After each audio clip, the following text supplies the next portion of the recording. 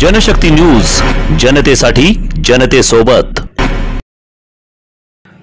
जुळे सोलापूर भागातील कल्याणनगर येथे मुसळधार पावसाचं पाणी घरामध्ये शिरून अनेक नागरिकांना आर्थिक आणि मानसिक त्रास सोसावा लागत आहे।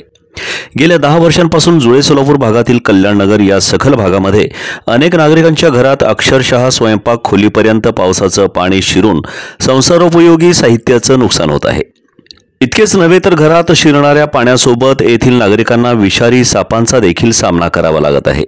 ही बाब लक्षात घेऊन संभाजी ब्रिगेडच्या वतीने वारंवार या भागाचे लोकप्रतिनिधी सुभाष देशमुख यांना निवेदन देऊन सुद्धा या भागाकडे दुर्लक्ष केले आहे। लोकप्रतिनिधींनी गेल्या 10 वर्षांपासून हा प्रश्न सोडविला तर नाहीच, पण समस्या काय आहे हे जाणून घेण्यासाठी या परिसराला भेट सुद्धा दिली नाही।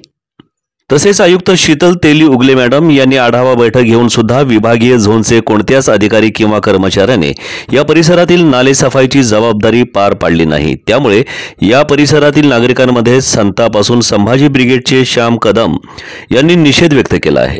दरम्यान खासदार प्रणिती शिंदे यांना भ्रमणध्वनीवरून या प्रकरणाची माहिती दिली असता त्या सध्या दिल्लीत असून बुधवारी कल्याणनगरला भेट देणार असल्याचं कळतं।